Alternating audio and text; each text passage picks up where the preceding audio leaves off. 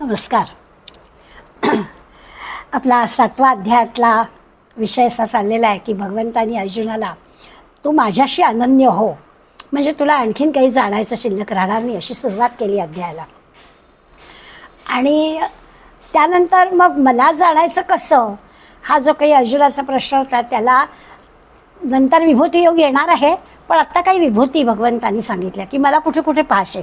आपण पाहिलं तर साधारण आज आपण 8व्या श्लोकाला वाचायला सुरुवात केली. त्या 8व्या श्लोकापासून भगवंत कुठे कुठे असेल तर पाण्यामध्ये रस हा जो काही गुण आहे पाण्याचा, तो म्हणजे भगवंत म्हणतो मी आहे.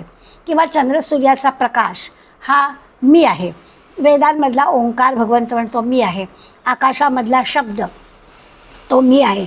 पुरुषांमधलं पौरुषत्व हे मी आहे. पृथ्वीमधला गंध हे मी आहे. असे सगळ्या विभूती साधारणपणे 8व्या श्लोकापासून ते 11व्या श्लोकापर्यंत एक 13-14 विभूती भगवंतांनी सांगितल्या. जाता जाता सांगितलं की बुद्धिमान माणसांमधली जी बुद्धी आहे, तेजस्वी माणसांमधलं जे तेज आहे ते म्हणजे मी आहे. आता आजच्या श्लोकामध्ये भगवंत आपल्याला सांगणार आहे की हे असं कितीतरी मी सांगितलं, पण तरी देखील मी सगळीकडेच आहे. आता सगळीकडेच असणारा मी आणि विशेष कुठे कुठे मी तुला दिसेन, म्हणजे एका अर्थाने आपण आपल्या शब्दात मला विचार करायचा झाला तर भगवंतानी खरा त्याचा ॲड्रेस दिला, पत्ता दिला. मला कुठे शोधाल, कुठेही शोधायला जाल तर मी आहे सगळीकडे, पण मला कुठे तुम्ही शोधाल, असे पत्ते भगवंतानी आपल्याला खरं म्हणजे त्याचे दिले की इथे इथे मला शोधायला जा. आज आपण 12व्या श्लोकामध्ये पाहणार आहोत की सत्वरज तमानी ही संबंध सृष्टी भरलेली आहे. तर या तिन्ही ठिकाणी भगवंत कुठे कुठे असेल. श्लोक आहे ये चैव सात्विका भावा राजसास तामसाश्चये मत्त एवेति तान विद्धी नत्वहम तेषु ते मयी. काय म्हणतात भगवंत, तर सात्विका भावा हे जे सत्वगुणांपासून उत्पन्न होणारे ज्या गोष्टी आहेत त्याच्यामध्ये पण मी आहे. हां, येच्या एव म्हणजे आणखी जे त्या 8व्या श्लोकापासून आत्तापर्यंत सांगितलेल्या ज्या सगळ्या विभूती आहेत आणखीन कुठे कुठे आहे तर सत्वगुणांपासून उत्पन्न होणाऱ्या भावामध्ये आहेत. राजसहा तामसहा च, आणि राजस आणि तामस गुणांपासून सुद्धा उत्पन्न होणारे जे काही भाव आहेत तिथे पण मी आहे. आणि तान मत्त हा एव विधी, माझ्यापासून होणारे आहेत हे सगळं सत्वरज तम आहे, माझ्यापासून होणारे ते तू जाण. सगळी सृष्टीमुळे मी निर्माण केली आहे तर सगळीकडे मी आहेच.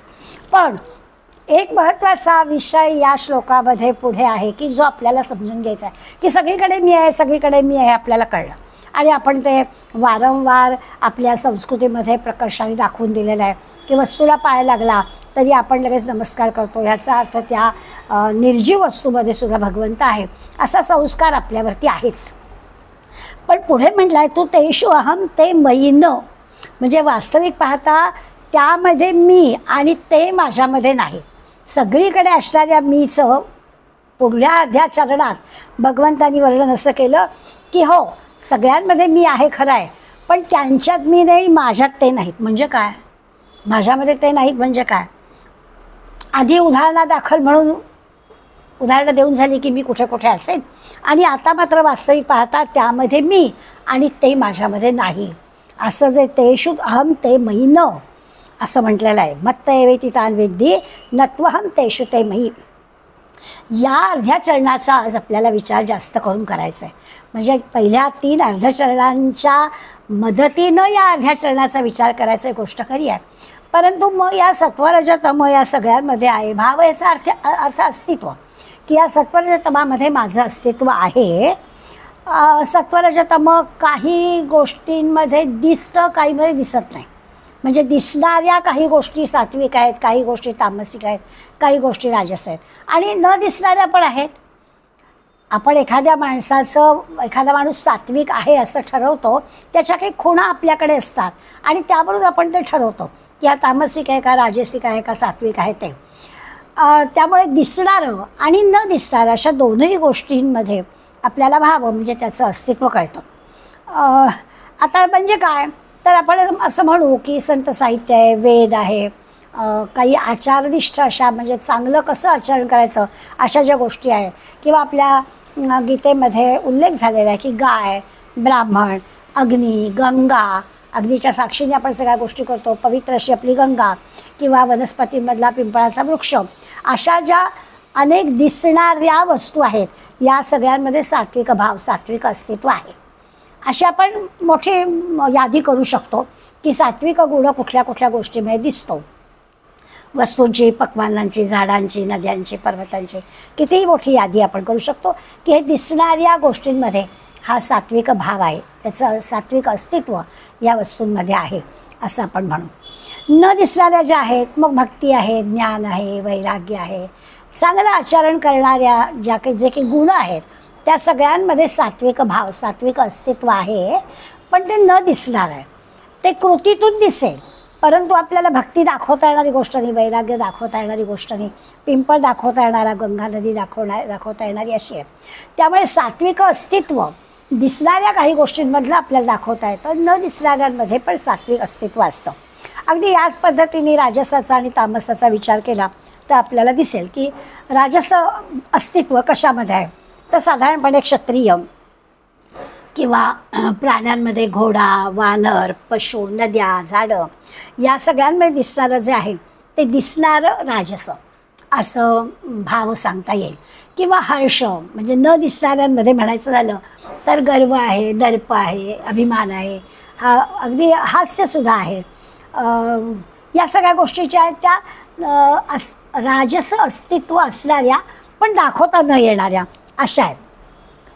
कृतीतून दिसतात परंतु आपल्याला ते असं दाखवता येणार नाही, वस्तुरूप नाही, भावनारूप आहेत, आपल्याला जाणीव होईल परंतु दाखवता येणार नाही. असं आपल्याला राजस गुणसुद्धा सांगता येईल. तामस गुणांचा विचार केला तर साधारणपणानं डुक्कर, कुत्रा ह्या प्राण्यांमध्ये, ह्या पशूंमध्ये तो तमोगुण जास्त दिसून येतो. किंवा दगड, विटा यांच्यामध्ये या दिसणाऱ्या गोष्टी झाल्या. पण निद्रा, आलस्य, प्रमाद, उगाचच मौज, मजा, करमणूक या ज्या सगळ्या गोष्टी आहेत याच्यामध्ये तामस गुण न दिसणारा पण त्या कृतीतून दिसणार आहे. असं आपल्याला 3 गुणांचा फरक दाखवता येईल की या सगळ्यांमध्ये दिसणारा आणि न दिसणारा तो गुण आपल्यामध्ये आहे. आता भगवंत म्हणतो हे सगळं मीच निर्माण केलं आहे, त्याचे तुम्ही भाग पाडले सत्वरज तम, ठीक आहे, ते बरोबर पण आहेत.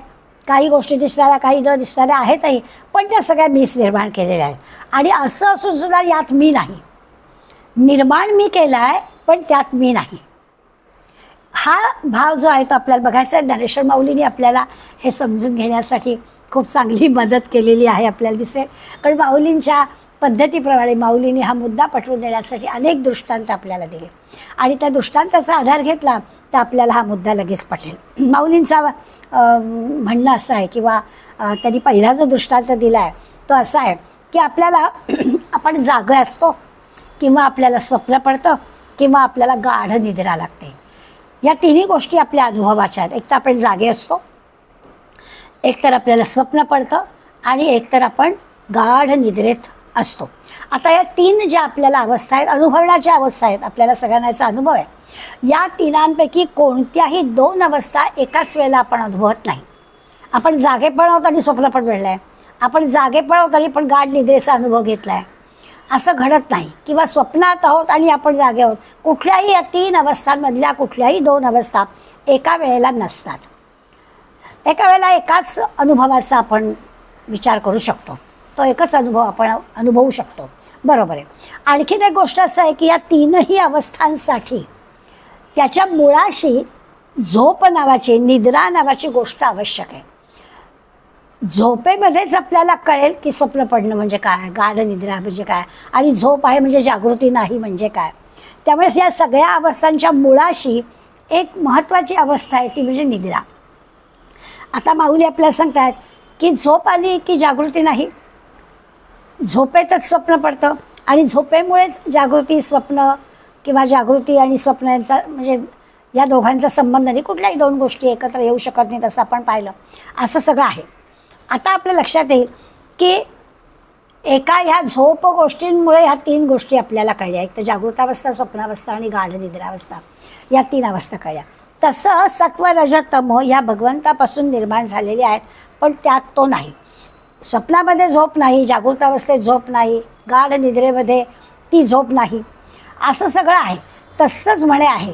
आता हाही तसा म्हटला दृष्टांत तर आपल्याला अगदी सोपा नाही वाटत. आपल्याला लक्षात आलं की खरं आहे की जसं ह्या 3 अवस्था आहेत, त्याच्या मुळाशी झोप आहे, या झोपेमुळे ह्या 3 अवस्था आहेत, तसं भगवंतामुळे सत्वरजतम आहेत.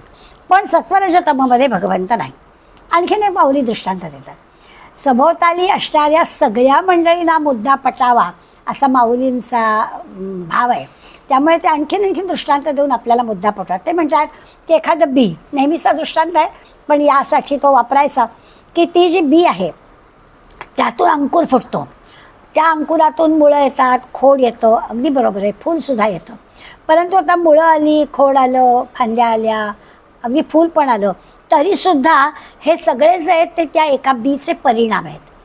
अंकुर फुटला आहे आणि त्या झाडाची आता वाढ होऊ लागलेली आहे, त्या झाडाला निरनिराळ्या गोष्टी आली आहेत, खाली मुळं वाढली आहेत, पुढे वरती थोडं खोड आला आहे, तर त्याला फांद्या पण फुटलेत, पानं पण फुटली आहेत, असं सगळं झालं आहे. पण ते सगळं त्या बीचा परिणाम आहे. त्या सगळ्यांमध्ये बी आहे का? तर नाही. बी त्या जमिनीखाली गाडली गेलेली आहे. आता त्या मुळाला डेक तोडून बघितलं, पान जरा तोडून बघितलं, त्याच्यात ती बी दिसणार नाही आहे. तो बीचा परिणाम आहे, परंतु त्यात बी नाही. भगवंताचं हे दृश्य जग हा भगवंतांनी निर्माण केलेलं आपल्याला दिसतं आहे, पण त्यात भगवंत नाही. मी सगळं निर्माण केलं आहे, पण त्यात मी नाही. हे दृश्य जग नाशिवंत आहे, या दृष्टम तद नष्टम असं जे सारखं आपल्यावरती सांगितलं जातं आहे, ते आपल्याला नीट समजून घ्यायचं आहे की या झाडाच्या सगळ्या जे काही बीचं परिणाम आहे, बी रुजवल्यामुळे झालेले परिणाम आहेत, त्याच्यामध्ये या सगळ्या भागांमध्ये बी नाही आहे. बी गाडली गेलेली आहे. बी मुळे निर्माण झालेलं आहे, भगवंतामुळे निर्माण झालेलं आहे. पण भगवंतामुळे निर्माण झालं आहे तर त्या गोष्टीत भगवंत नाही. भगवंतानी दृश्य जग निर्माण केलं आहे, दृश्य जगात मी नाही. भगवंतापासून हे सगळं निर्माण झालं आहे. याचा अर्थ असा आहे की या बी भगवंताला विकार नाही आहेत.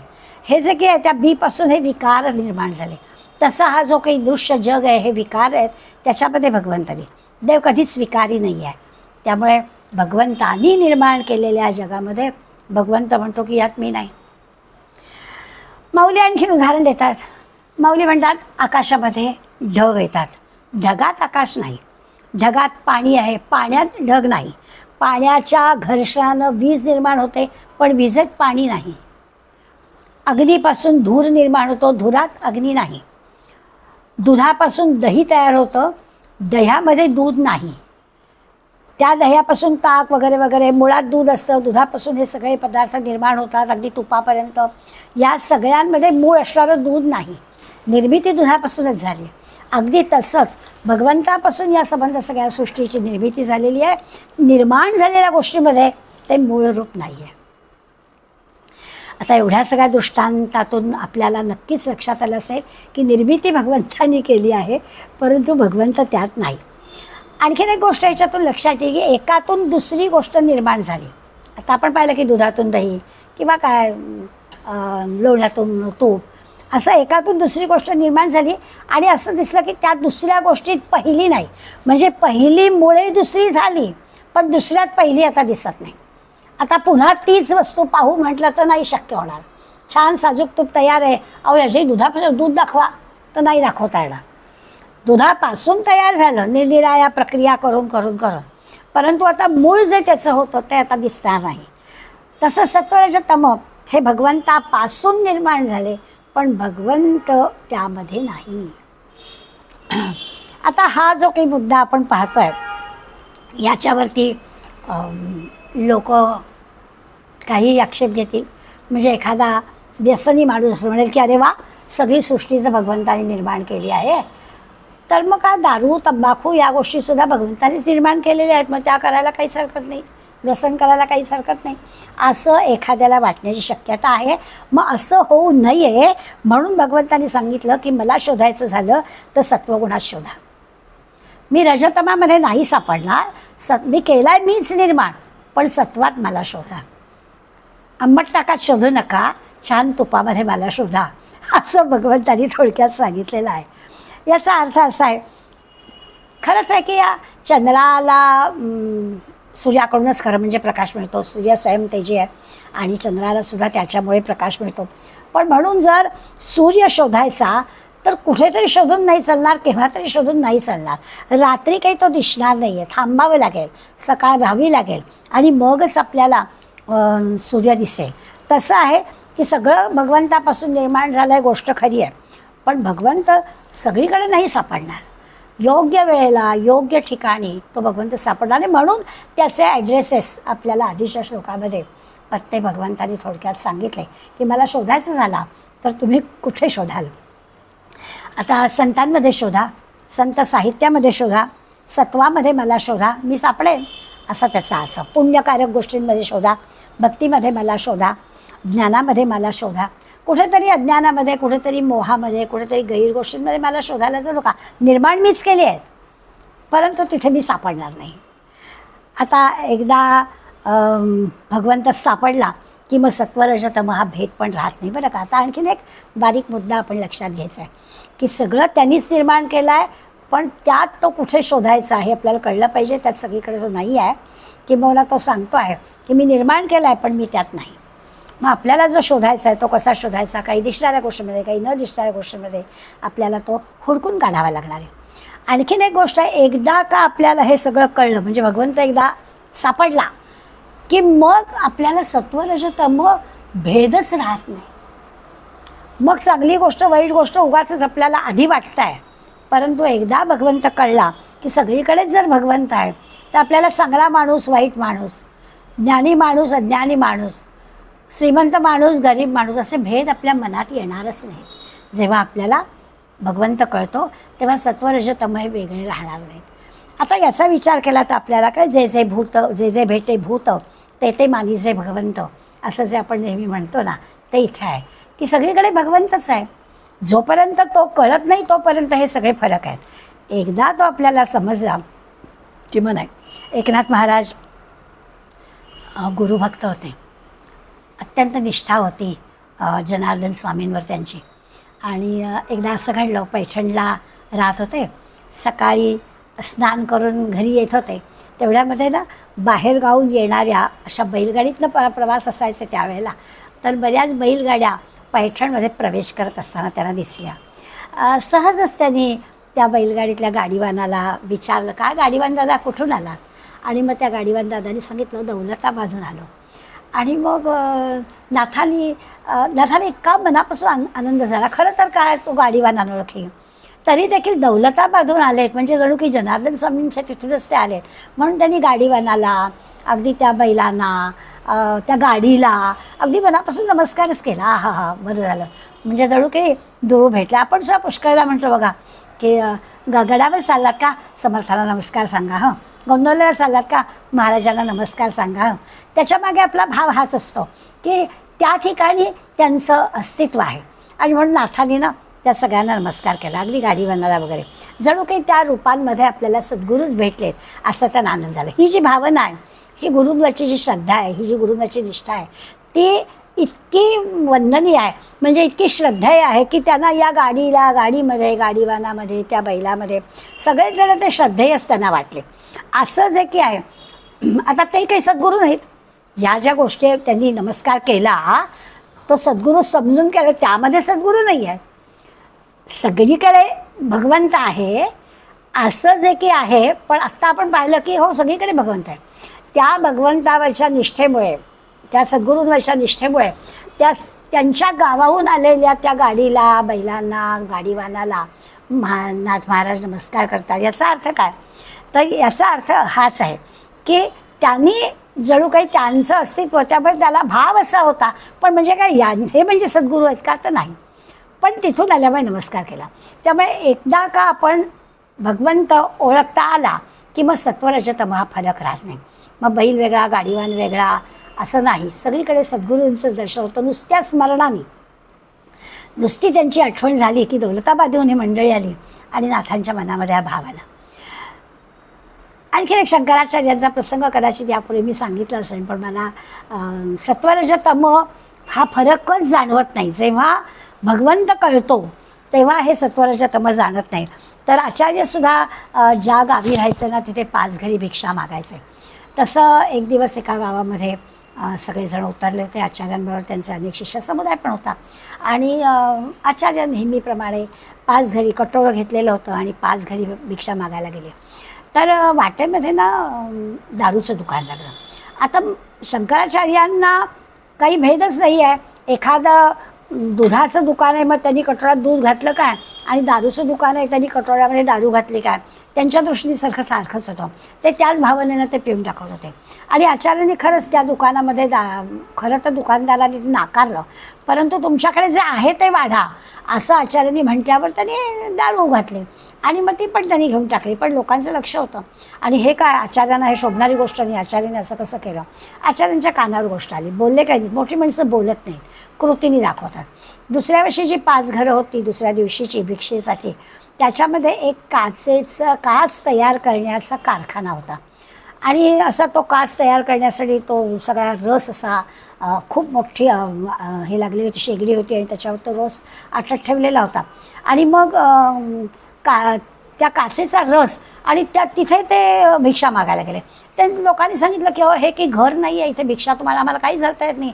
हे काय कढईत जे आहे ना, ते काय आहे, तो काचेचा रस आहे म्हणे. तो वेगळ्या ठराविक टेम्परेचरला की त्याची काच तयार होणार आहे. ते काय जे आहे ते वाढा म्हणाले. आणि कटोरीवर तो काचेचा रस घातला, तोही आचार्यांनी घेतला.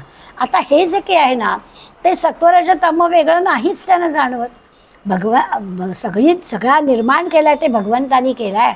दूध काय, दारू काय आणि काचेचा रस काय, त्यांच्या दृष्टीने सगळं सारखंच. हा जो मोठ्या मंडळींच्या चरित्रामधला विचार आपल्याला दिसतात ना, मी तर म्हणते कधी कधी की अशा गोष्टी ज्या आहेत त्या खऱ्या घडल्या की नाही ह्याच्यामध्ये जाण्याचं काही कारणच नाही. आपल्याला सत्यासत्यतेत जाण्याची आवश्यकता नाही. आपल्याला मुद्दा पटवून देण्यासाठी ही गोष्ट पुरेशी आहे की अरे भगवंत एकदा ओळखता आला की सत्वरजतम असं 3 गोष्टी राहतच नाहीत असं दिसेल. भगवंतांनी सगळा निर्माण केला. दगड पण भगवंतांनी निर्माण केला आहे, कापूस पण भगवंतांनी निर्माण केला आहे. आता दगडांनी काय घर बांधायचं किंवा मूर्ती घडवायची किंवा कापसानी काय वस्त्र तयार करायचं हे आपण ठरवायचं. भगवंतांनी सगळ्याची निर्मिती केलेली आहे. जो शहाणा आहे तो त्या वस्तूप्रमाणे त्या वस्तूतून योग्य ती गोष्ट त्याला जी काही उपयोगी आहे ती निर्माण करेल. पण एखादा जर म्हणाला की अरे हा कशाला भगवंतांनी दगड निर्माण केला, म्हणजे जो दगडाला अडखळून पडला असेल त्याला वाटेल की काय भगवंतांनी दगडाची निर्मिती करायचं की कारण आहे का. परंतु तू जर नीट काळजी घेतली असती तर नसताच ठेच काढलास. पण दगडाचाही काहीतरी उपयोग आहेच. त्या भगवंताने जे काही निर्माण केलेलं आहे त्या निर्माण केलेल्यातून आपण त्याचा वापर कसा करतो, उपयोग कसा करतो, त्याच्याकडे कोणत्या दृष्टीने पाहतो हे महत्त्वाचं आहे. हा त्याचा अर्थ. खरोखर भगवंताच्या निर्मितीचा जर बारकाईनं विचार केला ना तर आपल्याला पावलोपावली असं वाटतं की खरंच त्याच्या निर्मितीला त्या कलिंगडासारखा मोठं फळ आणि ते वेलाला येतं की ते वरती येऊन चालणारच नाही. एवढं जड असतं की ते वरनं पडलं तर काय होईल. त्यामुळे ते मात्र जमिनीवर पसरला आहे तो वेल. आणि आंब्याचा वृक्ष आहे त्याला मात्र आंबे लागलेले आहेत. त्यामुळे ही सगळी जी काही भगवंताची निर्मिती आहे ना ती विचारपूर्वक केलेली आहे. कुठल्याही दृष्टीनं पाहता आपल्या लक्षात येईल की भगवंताचं हे त्यांनी निर्माण केलं आहे, त्यामुळे ते सगळं विचारपूर्वकच झालेलं आहे. खूप काळजी भगवंतांनी आपली घेतलेली आहे. आपण डोळसपणानं बुद्धीच्या जोरावर त्याचा योग्य तो उपयोग करून त्याला ओळखलं पाहिजे. नेमका तो कुठे असेल हे आपल्याला कळलं पाहिजे. थोडक्यात काय भगवंत म्हणतो, अर्जुना हे सगळं माझ्यापासून निर्माण झालं आहे, मी निर्माण केलेलं आहे, पण मी त्यांच्यात नाही. तू जर मला शोधशील तर मी काही सापडणार नाही. आणि मग कुठे सापडेल ते आधी सांगून झालेलं आहे. म्हणजे भगवंतापासून सारी सृष्टी निर्माण झाली, पण भगवंताला जे हुडकायचं आहे, शोधायचं आहे, ते नेमकं कुठे शोधायचं, तो कुठे मिळेल याचा विचार मात्र करायला हवा. सत्वरजतमापेक्षा कुठेतरी कुठल्या गोष्टीत तो कसा वेगळेपणा दिसेल. जसं मगाशी आपण पाहिलं की पाणी सगळीकडे आहे, पण पाण्यातला जो रस आहे तो रस म्हणजे भगवंत आहे. माती आहे सगळीकडे, पण मातीतला जो गंध आहे तो मी आहे. अशा त्याला हुडकावं लागेल. तो असं पटकन दिसणार नाही आहे, पण त्याला हुडकलं तर आपल्याला कळेल. त्यामुळे भूतमात्रांच्या अशा सहज कह्यात येणारा तो नाही आहे असा त्याचा अर्थ. सहज तो अव्यय आहे, न दिसणारा आहे, खरी गोष्ट आहे आणि वेगळाच आहे. त्यामुळे त्याला हुडकणं याच्यासाठी आपल्याला विचार करावा लागेल की, आणि मग हे सगळ्यांना कळत नाही.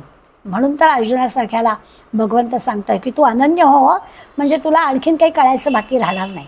असं तू झालास तर, नाहीतर मग तुला हुडकणं कठीण आहे.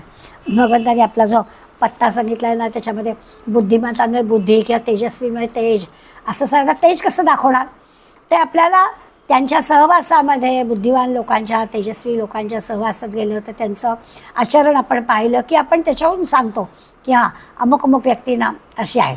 पण आपल्याला तो गुण असा दाखवता नाही येणार, तो समजेल, जाणवेल. पण तो कसा आहे की बलवानांचे बल हे मी आहे, त्याच्या तो जो परिणाम आहे तो दिसेल की तो शक्तिवान असल्यामुळे त्याला काय काय जमणार आहे हे आपल्या लक्षात येईल. पण त्यातलं जे बल आहे तो म्हणजे भगवंत म्हणतो मी आहे. आपण योग्य पत्त्यावर जात नाही, त्यामुळे आपल्याला भगवंत सापडत नाही. अर्जुनाला भगवंताने मी कुठे सापडेन त्याचा अगदी योग्य ॲड्रेस दिलेला आहे. तमोगुणाच्या प्रभावामुळे काय होतं, तर आपण एकेका गुणाचा विचार करू की जो तमोगुणाचा प्रभाव जर जास्त असेल तर योग्य काय, अयोग्य काय, बरोबर काय, चूक काय, अशा गोष्टी आपल्याला कळतील, हे कळणार नाहीत. म्हणजे तमोगुणी माणसाला कळत नाहीत. आणि मग त्यामुळे त्याचं गैरकर्म केलं जातं. चांगलं वाईट कळत नसल्यामुळे तमोगुणी माणसांकडून असं गैरकर्म होतं. चुकीचं आहे तेच त्याला बरोबर वाटतं. त्यामुळे तमोगुणाचा जर प्रभाव जास्त असेल तर मग अशी म्हणतात ना की सगळंच भगवंतांनी निर्माण केलेलं आहे, तर मग असे विचार मनात येतात. सात्विक माणसाच्या मनात असं विचारणार की भगवंत कशाला अशा गोष्टींची निर्मिती करेल, असं फार तर तो म्हणेल. भगवंत म्हणतो की हो, सगळंच मी निर्माण केलेलं आहे, पण त्यातलं कुठलं आणि कसं आणि किती वापरायचं याची बुद्धी पण तुला दिलेली आहे, त्यावरून तुला ठरवता येईल. म्हणून निर्माण मी केलं आहे पण सगळ्यात मी नाही. मग तमोगुणी माणूस चुकीचं वर्तन करतो किंवा जे चुकीचं असतं तेच त्याला बरोबर वाटतं. याचा अर्थ असाच आहे. अगदी आहाराचा विचार केला तर मद्यपान, मांसाहार करणं हे तमोगुणाचं लक्षण आहे. तमोगुणी आता सच्चित आनंद हे भगवंताचं स्वरूप. मग आपल्या लक्षात येईल की सगळ्यांमध्ये तमोगुण जरी झाला ना तरी त्या सच्च्या रूपानं आपल्याला भगवंत त्याच्यातही दिसेल बरं का. आता कसा दिसेल, म्हणजे ते जे सत आहे ते कधीच नष्ट होणार नाही. भगवंत सच्चित गुण स्वरूप आहे, सच्चित आनंद स्वरूप आहे. आता त्यांनी निर्मिती केलेल्या प्रत्येक गोष्टीत सच्चित आनंद शोधायचा. आपण अगदी तमोगुणाचाच विचार करूया. तमोगुणात सुद्धा सत असं आहे आणि ते नष्ट होणार नाही आहे. कुठल्या तरी का होईना रूपानं ते सत असतात. म्हणजे आता आपण एखादं समजा असं म्हटलं, एखादं काटेरी झाड आहे आणि त्या काटेरी झाड जर तोडलं किंवा एखादा मोठा वृक्ष आहे ते तोडलं, त्याचा जे उपयोग आहे, समजा काटेरी झाड आहे, शेतीच्या रक्षाला किंवा एखादा मळा लावला आहे भाजीचा, त्या मळ्यामध्ये गाय बैल शिरू नये म्हणून त्याला कुंपण घालावं लागतं. तिथे त्याचं जे उपयोजन आहे तिथे सत आहे आणि तिथे भगवंत आहे. म्हटलं तर ते काटेरी झाड आहे, त्याला की फळं येणार नाही आहे, त्याला की फुलं येणार नाही आहेत. झाडांमध्ये सुद्धा त्याचं जे उपयोजन आहे, भले छोटंसं असेल, काही काळापुरतंच असेल, परंतु त्यातला जो तो गुण आहे तो सत्स्वरूप आहे आणि तो म्हणजे मी आहे असं त्याला म्हटलं आहे. मोठा समजा वृक्ष असेल, मग त्या वृक्षाला तोडलं तर वृक्ष नाहीसा होईल, पण त्या वृक्षाचे जे काही फांद्या असतील किंवा मोठं खोड असेल, ओंडका असेल, त्याच्यापासून समजा काही लाकडी वस्तू बनवल्या गेल्या तर ते मूळ अस्तित्व त्याचं गेलं, वृक्ष तोडून टाकला, परंतु त्यापासून तयार झालेल्या ज्या गोष्टी आहेत त्या अस्तित्वात आहेत. भगवंत असं सांगतात की या अशा रूपानं मी असतो, सत्रूपानं. तमोगुणामध्ये सुद्धा सत्रूपानं भगवंत असतो असं त्याला शोधायचं आहे. म्हणजे झाड जरी तोडून टाकलं असलं तरी झाडाच्यापासून निर्माण होणाऱ्या वस्तू ज्या आहेत त्याच्यामध्ये मूळ झाड दिसणार नाही, पण त्याच्यापासून निर्माण झालेल्या वस्तू जी आहे ती राहील, तिचं अस्तित्व राहील. म्हणजे एका अर्थाने त्या झाडाचंच अस्तित्व राहील. ते जे काही अस्तित्वाची खूण आहे ती म्हणजे सत्रूप आहे आणि ते म्हणजे भगवंत म्हणतो मी आहे. चित्रूपानं सुद्धा म्हणजे तमोगुणी वस्तूंमध्ये सुद्धा चित्रूपानं भगवंत असतो. चित म्हणजे काय, चेतनाशक्ती. आपल्यामध्ये जसं चैतन्य आहे, सगळ्या प्राण्यांमध्ये, वनस्पतींमध्ये जी चेतना आहे ती चेतना म्हणजे काय की आपलं अगदी मन, या मनामध्ये असणारी जी चंचलता, ही सुद्धा जी काही आहे ते चैतन्य, ते चित आहे. मग तमोगुणी माणसाच्या मनामध्ये सुद्धा असणारी जी चेतनाशक्ती आहे ती भगवंताचं रूप आहे. सच्चित आनंदमधला चित तिथे आहे. अशा पद्धती तमोगुणी गोष्टीपासून आनंद मिळतोच. त्यामुळे भगवंत त्यात आहे, भगवंतानीच निर्माण केलेलं आहे, परंतु भगवंत म्हणतो ते तुम्हाला ओळखायला लागेल, ते असं सहजी कळणार नाही आपल्याला, असं भगवंताचं म्हणणं आहे. तमोगुणासारखा आपण रजोगुणाचा सुद्धा विचार करू शकतो. रजोगुणामध्ये सुद्धा, रजोगुण म्हणजे काय तर माणसाला इच्छा असतात, कामना असतात आणि त्या कामना एका पाठोपाठ एक आणखीन निर्माण होत असतात. ह्या ज्या इच्छा, कामना किंवा संकल्प विकल्प या ज्या गोष्टी आहेत रजोगुणी माणसाजवळ त्या अधिक असतात. आणि मग त्या कामना पूर्ण करण्यासाठी तो किती प्रकार करत असतो. काहीला काहीतरी खटपटी कराव्यात, आपल्या इच्छा पूर्ण करून घ्याव्यात. एक इच्छा पूर्ण झाली की दुसरी निर्माण होते आणि मनसोक्त भोग भोगावेत असं रजोगुणी माणसाचा एक स्वभाव असतो, त्याचं ते लक्षण आहे. बरं, समजा हे भोग भोगण्यांमध्ये काही अडचण आली तर ती अडचण पण त्याला दूर करायला लागते. म्हणजे त्याला रागच येतो. त्या अशा काही अडचणी आल्या आपल्या भोगामध्ये जर अडचणी आल्या तर त्याला राग येतो आणि मग त्या रागाचे परिणाम होतात. इतका राग येतो की उद्विग्न होतो, कधी कधी निराशाही होतो. राग अति पण होतो किंवा ते मिळत नाही म्हटल्यावर निराशा पण येते. आणि मिळवण्याचा ती भोगवासना पूर्ण करण्यासाठी त्याला ना स्वस्थता लाभत नाही, स्वस्थ बसत नाही. तो ते मिळवण्याची लटपट करत असतो आणि मग इतकं त्या प्राप्तीसाठी झटायचं की मग त्याच्यासाठी कुमार्गाला जाऊन सुद्धा ते प्राप्त करायचं. असं साधारणपणे रजोगुणी माणसाचं आहे. जे मला हवं आहे आणि ते मला मिळालंच पाहिजे, ये न काही न प्रकार सोडून देणार नाही, मला हवं आहे म्हणजे हवायच असा विचार असतो. त्यामुळे रजोगुणापासून हा जो काम आहे, हा काम अर्थात कामं म्हणजे त्याच्याबरोबर क्रोध वगैरे आलेच एकावर एक फ्री, ती कामना पूर्ण करण्यासाठी हे सगळं आलं आहे. हा जो कामक्रोध आहे ना, हे भयंकर खादाड आहेत. कितीही दिलं तरी त्यांना पुरं पडतच नाही. आधाशी आहेत, खादाड आहेत. त्यांना सारखं द्यावंच लागतं. एक झालं तरी त्यांची भूक भागत नाही. असा तो कामवासना ही अशा ह्याला प्रवृत्त करणारी असते. एक झालं की दुसरं झालं की तिसरं. रजोगुणी माणसाची ही गोष्ट असते. मग एकदा जरी असं या कामक्रोधाचा समजा म्हणजे आता खरं तिसऱ्या अध्यायात हा विषय एकदा झालेला आहे. तिसऱ्या अध्यायात भगवंताने आपल्याला सांगितलं आहे, काम एष क्रोध एष रजोगुण समुद्भव हा महाराजो महापापमा विद्येन ह्य वैरिणम. असं तिसरा अध्याय आहे की हे सगळे जे वैरी आहेत त्यांनी असं म्हटलं आहे की रजोगुणी माणसांच्या जीवनामध्ये म्हणजे रजोगुणी माणूस अशा ज्या काही त्याच्या वासना कामना वाढतात ना, त्यांनी सांगितलं की ह्याचा नाश करायलाच हवा. हे संपवून टाकायला हवं रजोगुणी. अर्थात त्याचा आत्ता आपल्याला काही नाही, पण पूर्वी भगवंतांनी रजोगुणाचा हा जो त्रास आहे तो सांगून झालेला आहे की त्याचा नाशच करावा. कारण कामना थांबतच आहे, इच्छा थांबतच आहे. आज आपण असं पाहतोय की रजोगुणामध्ये कसं पाहायचं भगवंताला, तर रजोगुणामध्ये भगवंताला पाहताना जसं तमोगुणामध्ये आपण पाहिलं की सत कसं पाहायचं, चित कसं पाहायचं, तसं सत्वगुणाचं लक्षण कुठेतरी समजा विवेक दिसला तर आपल्या लक्षात येईल की अरे हां, किंवा आपल्याला नाही हे मिळत आहे मग सोडून दिलं तर आपण समजू शकतो. पण रजोगुणी माणूस तसा नसतो. म्हणून त्यांनी आपल्याला सांगितलं की पापाला प्रवृत्त करणाऱ्या गोष्टी रजोगुणीच्या हातून होत असतात. आणि भगवंत म्हणतो निर्माण मी केला आहे पण मी त्यात नाही आहे, तिथे मला शोधायला जाऊन उपयोग नाही.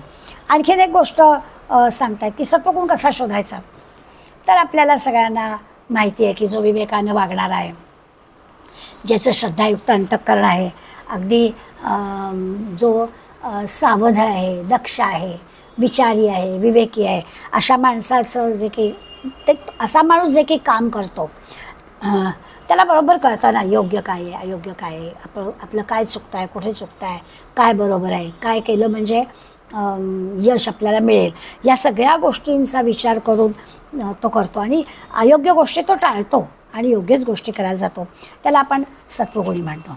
त्यामुळे मग असा माणूस जो असतो तो श्रद्धावान असतो, त्याच्या अंतःकरणात भाव असतो, दुसऱ्याबद्दलची कणव असते, त्याचं जे आचरण असतं ते आपल्याला असं दिसतं वैराग्यशील आहे, विवेकी आहे, सगळ्या अगदी भूतमात्रांबद्दल त्याच्या अंतःकरणात दया आहे, त्याचं जे विचार करण्याची पद्धती आहे किंवा आचार विचार उच्चार असं जे काही आहे ते सगळं त्याचं कुणालाही त्रास होईल असं नाही आहे, श्रेष्ठ अशा प्रकारचे आचार उच्चार विचार आहेत. असं सत्वगुणी माणसाची ओळख आपल्याला सहज कळते.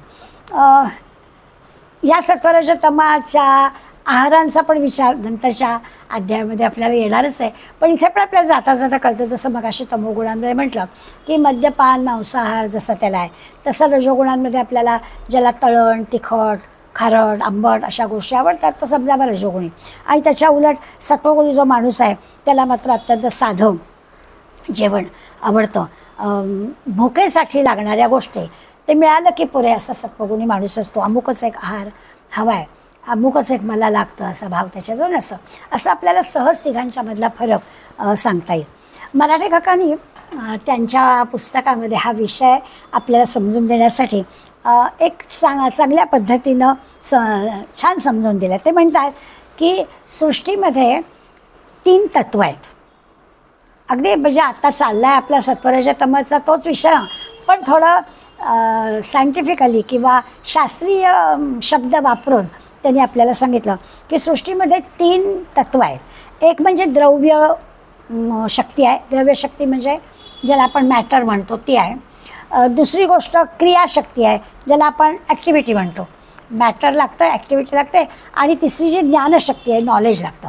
या 3 शक्तींच्या आधारे ही सगळी सृष्टी आहे. या सगळ्या जगामध्ये या तिघांशिवाय अन्य काही नाही आहे. मॅटर, ॲक्टिव्हिटी आणि नॉलेज या 3 गोष्टींनी ही सृष्टी आहे. आता या 3चा जर विचार केला तर आपल्याला कळेल की मॅटरमध्ये सुद्धा आता जडवस्तू पण आहेत सगळ्या. मग अशीच म्हटलं की दगड, धोंडे, नद्या, पर्वत हे सगळं मॅटरमध्ये येतं. आणि ॲक्टिव्हिटीमध्ये आपण सतत कर्म करतच असतो. कर्म केल्याशिवाय काय आपल्याला थांबता येणार नाही. पण कर्म करताना नॉलेजचा वापर करता येतो. आपण कसं कर्म करतो आहे, नेमकं काय करतो आहे, केव्हा काय केलं पाहिजे, या 3 गोष्टी एकत्र म्हणजे मॅटरच्या आधाराने आपण कर्म करायचं आणि ज्ञानाचा वापर करायचा. भगवंत म्हणतो ह्या द्रव्यरूपानं, क्रियारूपानं आणि ज्ञानानं या तिघांचं जे काही आहे ते सगळं मीच आहे. म्हणजे मगाशी जसं आपण सत्वरजतमाबद्दल म्हटलं तसंच की सगळं मीच निर्माण केलं आहे. इथे पण आता आपल्याला असं दिसतं की मॅटर असू दे, ॲक्टिव्हिटी असू दे, नाहीतर नॉलेज असू दे, हे सगळं मीच निर्माण केलेलं आहे. तमोगुण, रजोगुण आणि सत्वगुण माझ्यामुळेच निर्माण झालेलं आहे. आपण 4थ्या अध्यायामध्ये असं पाहिलं होतं, चातुर्वर्ण्यम मया सृष्टम गुणकर्म विभागशः. त्याच्यामध्ये पण आपण पाहिलं आहे की ब्राह्मण म्हटलं की सात्विक गुण. आता काही हा जातीवाचक शब्द नाही, आपल्याला सगळ्यांना माहिती आहे की ब्रह्म जाणणाऱ्यांबद्दल म्हणायचं तर तो सात्विक स्वभाव असणारे ब्राह्मण. क्षत्रिय आणि वैश्य जे आहेत ते राजस स्वभाव असणारे, त्यांचं काम तसं आहे, त्यामुळे ते राजस स्वभाव. आणि शूद्र सेवा करणं आहे हे तामस स्वभाव असणाऱ्यांचं काम आहे. आता आपल्याला असं सांगतात की यामध्ये भेद करायचं काही कारण नाही आहे. याच्यामध्ये श्रेष्ठ आणि कनिष्ठता ठरवण्याचं पण कारण नाही आहे. या सगळ्यांकडे समानतेनं पाहणं हे जमलं पाहिजे. आपल्याकडे असं झालं की ब्राह्मण, क्षत्रिय, वैश्य, शूद्र असं म्हणताना उच्च आणि नीच किंवा श्रेष्ठ आणि कनिष्ठ असा एक चुकीचा समज आपल्यामध्ये केला गेला आणि त्यामुळे गडबड झाली. इथे 4थ्या अध्यायामध्ये आपण पाहिलं आहे की या सगळ्यामध्ये गुणकर्माचे त्यांच्या कर्माने गुणांनी विभागणी केली आहे, पण हे सगळे आवश्यक आहेत आणि सगळे समानच आहे. या सगळ्यांचं म्हणजे त्यांच्याकडे बघण्याचा आपला जो दृष्टिकोन आहे तो समानच असला पाहिजे असं आपल्या लक्षात घ्यायचं आहे. कारण या सगळ्यातून भगवंत अभिव्यक्त होतो आहे. भगवंत फक्त ब्राह्मणांमध्ये अभिव्यक्त होतो आहे आणि शूद्रांमध्ये होत नाही असं नाही लिहिलेलं. तर या सगळ्यांमध्ये भगवंत आहे, भगवंताचीच ही निर्मिती आहे आणि त्यामुळे या सगळ्यांकडे समानतेनं पाहणं आपल्याला जमलं पाहिजे. आपण पुरुष सूक्त म्हणतो, त्या पुरुष सूक्तामध्ये विराट पुरुषाची कल्पना मांडली आहे.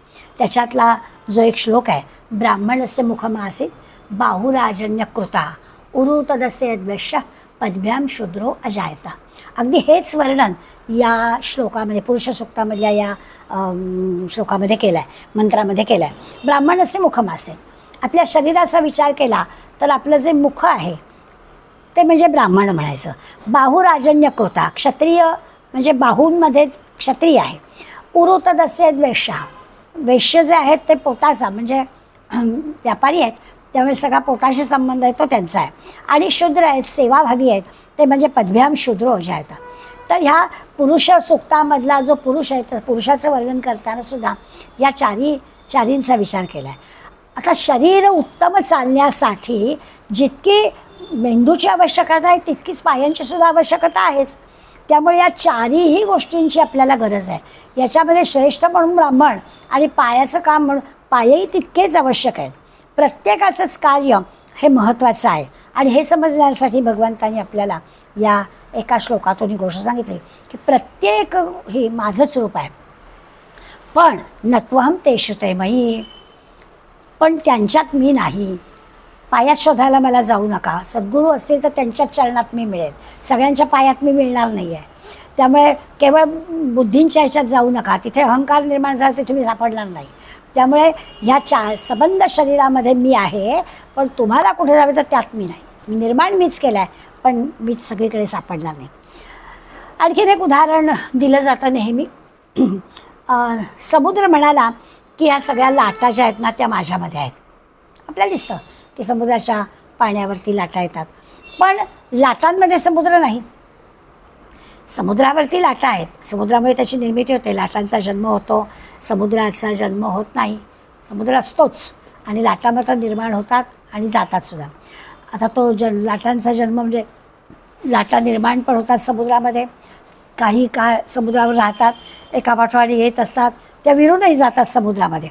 त्यांचं जे काही अस्तित्व आहे ते समुद्रावरच अवलंबून आहे, अगदी सहज आपल्याला कळेल. पण त्या लाटांमध्ये समुद्र नाही आहे. समुद्राने लाटा निर्माण केलेत, पण लाटांमध्ये समुद्र नाही आहे. भगवंतानी दृश्य जग निर्माण केलेलं आहे, पण दृश्य जगामध्ये भगवंत नाही आहे. सगळं जे काही चर अचर आहे ते मूळ परमात्माच आहे, परमात्म्यानेच निर्माण केलेलं आहे. विश्वाची जी उत्पत्ती स्थिती लय हे यामुळे म्हणतात तसं जरा देखील तो प्रभावित होत नाही. एक गंमतशीर कथा सांगितली जाते की म्हणे एक दिवस काय झालं, अंधार म्हणजे काळोख, हा अंधार ह्या सृष्टी निर्मात्या ब्रह्मदेवाकडे गेला आणि ब्रह्मदेवाला म्हणाला की सगळ्याची निर्मिती तू केली आहेस, तू सृष्टीचा निर्माता आहेस आणि मलाही तूच निर्माण केलेलं आहेस, पण झालं आहे असं की माझं कोणीच स्वागत करत नाही, मला कोणीच स्वीकारत नाही.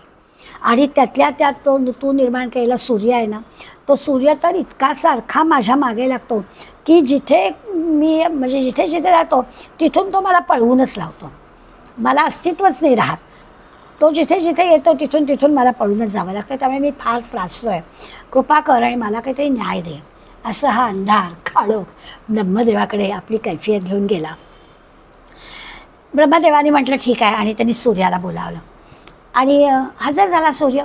सूर्याला ब्रह्मदेवाने म्हटलं, अरे सूर्या, तुझ्याबद्दल तक्रार आलेली आहे. तक्रार कोणी केली आहे तर अंधाराने तक्रार केली आहे. सूर्य म्हणाला, अंधार म्हणजे काय?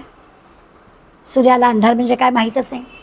तर म्हणाले त्याची तक्रार अशी आहे की तो जिथे असतो तिथे तू गेलास की त्याला पळूनच जायला लागतं, त्याचं तिथे अस्तित्वच राहत नाही, तू त्याला पळवूनच लावतोस.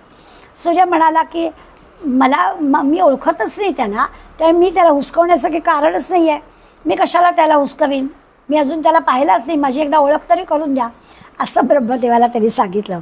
त्यावर ब्रह्मदेव म्हणाला की अरे तू त्याला ओळखत नाहीस, त्या काळोखाला, त्या अंधाराला तू ओळखत नाहीस.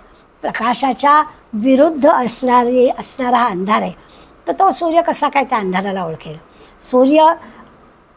सूर्य म्हणतोय याच्यावर सुद्धा की प्रकाश म्हणजे काय, कारण त्याला तेही माहिती नाही. सूर्याच्या दृष्टीनं प्रकाश काय, अंधार काय, त्याला काहीच माहिती नाही आहे.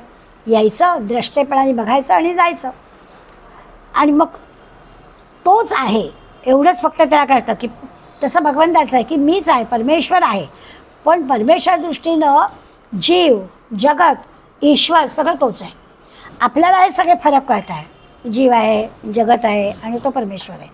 ज्या परमेश्वराने निर्माण केला आहे त्या परमेश्वर तो वेगळा आहे असं आपण समजतो की दृश्य जग ते निर्माण केलं आहे, आपल्याला पण ते निर्माण केलं आहे. असं तुमच्या आमच्यासारख्याला जीव, जगत, परमेश्वर वेगवेगळे वाटतात, पण परमेश्वराला हे सगळं सारखंच आहे, तोच सगळीकडे भरून राहिलेला आहे.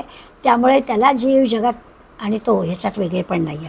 त्या सूर्याला अंधार ठाऊकच नाही, सूर्याला प्रकाशही ठाऊक नाही. सूर्य म्हणतो प्रकाश म्हणजे काय, अंधार म्हणजे काय, तर याचा अर्थच असा आहे की त्याच्या दृष्टीनं सगळं एकच आहे, तसं पण ईश्वराच्या दृष्टीनं सगळं एकच आहे. आता नेहमीचं एक उदाहरण आहे, घटाचं आणि मातीचं उदाहरण नेहमी देतात. एक म्हणजे लक्षात येण्यासाठी या अशा उदाहरणांचा आपल्याला उपयोग होतो की मातीपासून घट तयार करतात. माऊलींचं नेहमीचं उदाहरण आहे. आणि स्वाभाविकच असं आहे की माती हे कारण आहे, साधन आहे, आणि त्या कारणामुळे, साधनामुळे कार्य तयार झालं म्हणजे घट तयार झाला. मातीपासून घट तयार झाला म्हणजे कारणापासून कार्य तयार झालं. आता जरी ते कार्य तयार झालं म्हणजे घट तयार झाला तरी माती नाहीशी झालेली नाही आहे, माती आहेच. भगवंतानी सृष्टी निर्माण केली, पण भगवंत आहेच. त्याचं नाव बदललं, त्याचं रूप बदललं, त्याचा आकार बदलला असेल. आधी काय माती होती, त्या मातीचा आकार बदलला, त्याला नाव दिलं गेलं, त्याचा रंग बदलला, त्याचं रूप बदललं, पण माती आहेच ना. मग मूळ रूप त्याचं आहेच ना. उदाहरण म्हणून आपल्याला घ्यायचं आहे की मातीपासून घट तयार झाला, तसं ईश्वरापासून ईश्वराने ही सगळी सृष्टी निर्माण केली, पण या सृष्टीमध्ये तो आहेच. आता ती घटामध्ये माती आपल्याला दिसते, आपण आपल्या उदाहरणापुरता असा विचार करायचा आहे. तसं हे सगळं दृश्य जग भगवंतांनी निर्माण केलं आहे. भगवंत हे कारण आहे आणि दृश्य जग कार्य आहे. माती हे कारण आहे आणि घट हे कार्य आहे. मग आता लक्षात येईल की या दृश्य जगामध्ये भगवंत आहे, त्याचं रूप बदललं आहे, त्याचा आकार बदलला आहे, सगळीकडे तो आहेच आहे, असं जे तो सांगतो आहे ते आपल्याला कळेल. याप्रमाणे आपण मग असे जे दुधाचं दही वगैरे वगैरे म्हटलं, त्याचं पण आपल्याला काय किंवा बीपासून झाड असं जे निर्मिती आहे तो पण आपल्याला विचार करता येईल. खरंच आहे, दूध हे कारण आहे आणि दही हे कार्य आहे. दूध हे भगवंत आहे आणि दृश्य जग हे कार्य आहे. पण आता असं आहे की दुधापासूनच दही तयार झालं आहे, त्यामुळे ईश्वरापासूनच दृश्य जग तयार झालं आहे. तर या दृश्य दह्यामध्ये दूध दिसत नाही आहे, पण दुधापासून तयार झालं आहे. तसं या दृश्य जगामध्ये ईश्वर दिसत नाही आहे, पण त्याच्यापासून हे निर्माण झालं आहे. हे जर आपण लक्षात घेतलं तर आपल्याला मी त्यात नाही असं जे भगवंत सांगतो आहे त्याचा अर्थ कळेल. बी कारण आहे, वृक्ष कार्य आहे. आता या उदाहरणामध्ये आपल्या लक्षात येईल की खरंच आहे की वृक्षामध्ये पण वृक्षाचा कालांतराने की त्यात ते बी रुजलं जाईल, त्याला मुळं काय पानं खोड फांद्या सगळं येईल, फुलं येतील, फळं येतील आणि मग फळांमध्ये बी येईल, मग परत हे चक्र चालू राहील. पण ती जी मूळ बी लावलेली आहे ती मात्र नाहीशी होईल. ती जर आपण शोधायला गेलो तर ती मिळणार. त्या बीजापासून हे सगळं तयार झालं आणि मग ते पुन्हा असं सारखं तयार व्हायला हवं, सृष्टीचक्र चालायला हवं. मग फळामध्ये भगवंतानी बी तयार केले आहे, त्या बीजापासून परत झाड तयार झालेलं आहे, असं होईल. तर तसं दृश्य जगात भगवंत आहे. भगवंतानी ही सृष्टी निर्माण केलेली आहे आणि या सृष्टीमध्ये भगवंत असा दिसला नाही, पण मूळ रूप त्याचं आहे असं आपल्याला कळेल. वेदांतामध्ये दोरीचं आणि सापाचं उदाहरण देतात, तेही आपल्याला नेहमीच आहे.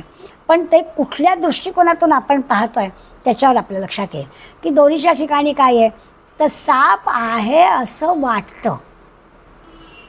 काळोख आहे, संध्याकाळची वेळ आहे, असं दिसत नाही आहे नीटपणाने, काहीतरी लांब पण लोंबताय असं वाटतं आहे आणि भीती वाटते की तो बहुधा साप आहे असं वाटतं आहे.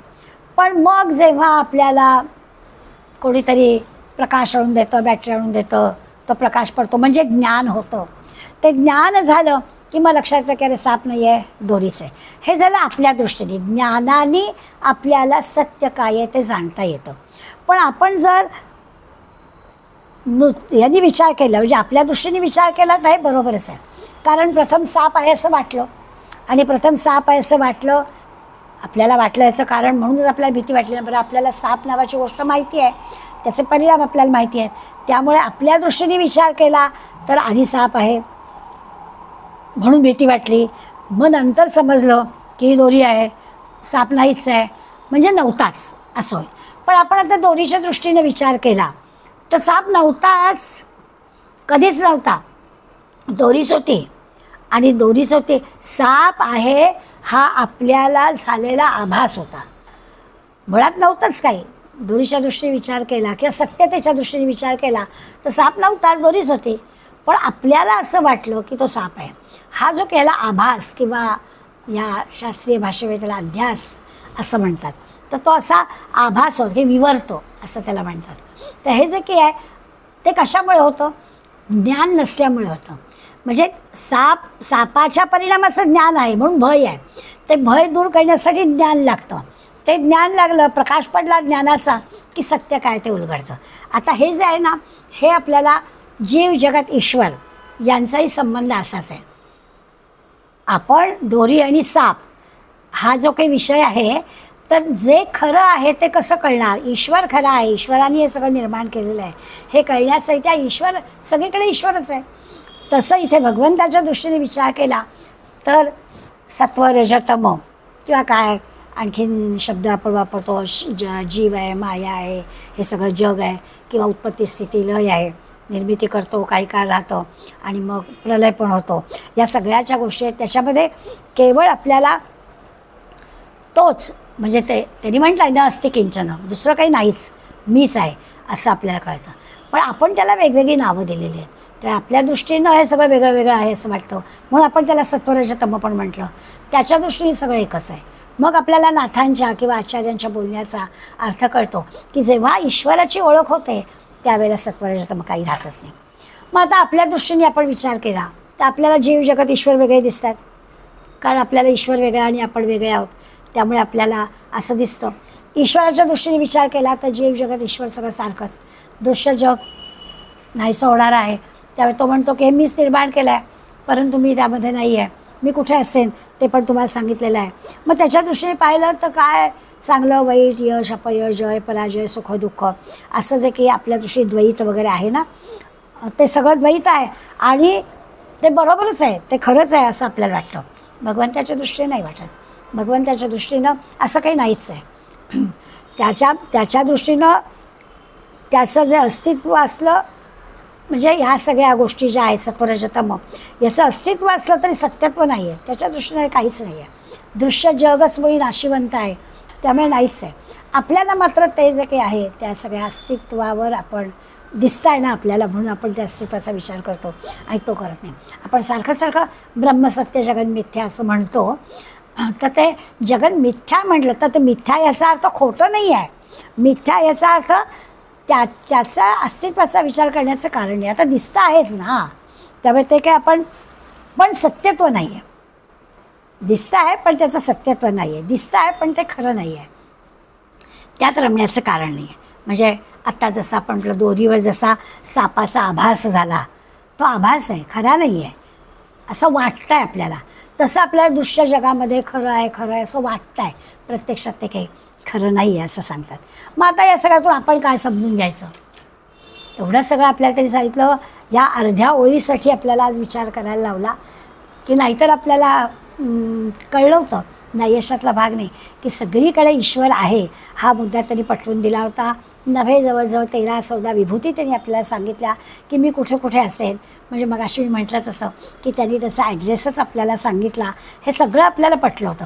पण आजच्या 7व्या अध्यायातल्या या 12व्या श्लोकामध्ये त्यांनी जी अर्धी ओळ वापरली की हो हे सगळं निर्माण मी केलेलं आहे, नत्वहं तेषु तैमयी, पण त्यांच्यात मी आणि माझ्यात ते नाही.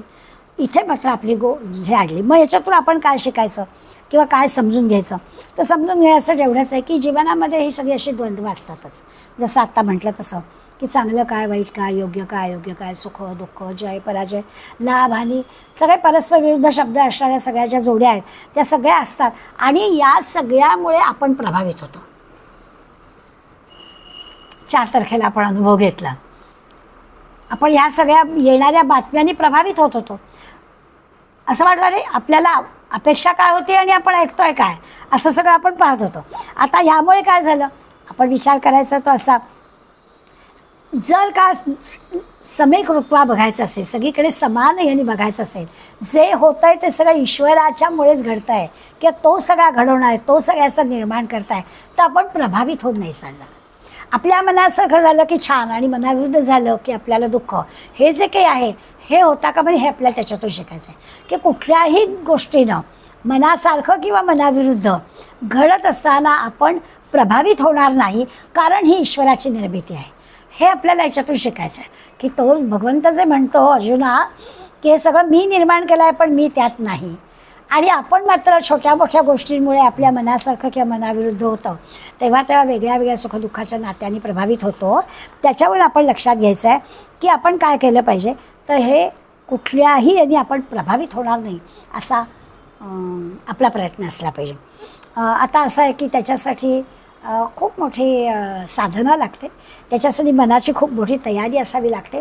त्याच्यासाठी कुठल्याही प्रकारचा आग्रह आपल्याला असून चालणार नाही, तर आपल्याला हे असं प्रभावित न होणं जमेल.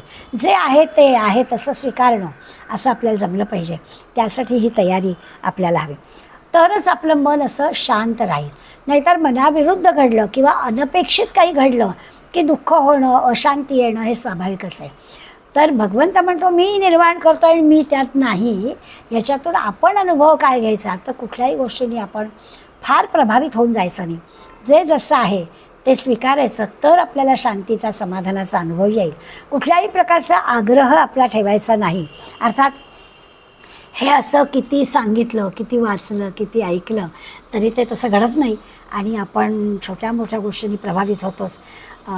छोट्या मोठ्या गोष्टींनी आपल्याला जो काही राग लोभ आहे तोही आपला येतोच. सुखदुःखसुद्धा आपल्याला होतंच. आणि याचं कारण काय, असं का होतं, आता हे कळलं. भगवंतांनी आपल्या विभूती सांगितल्या, सगळं मी निर्माण केलेलं आहे असंही सांगितलं आणि आपला पत्ताही सांगितला. तरी देखील आपल्याला हे सगळं कळून सवरून सुद्धा हे असं आपण प्रभावित का होतो, असा जो काही आपला प्रश्न आहे, याचं कारण पण भगवंत आपल्याला सांगणार आहे. फक्त ते आता पुढल्या श्लोकामध्ये, अर्थातच पुढल्या गुरुवारी. धन्यवाद.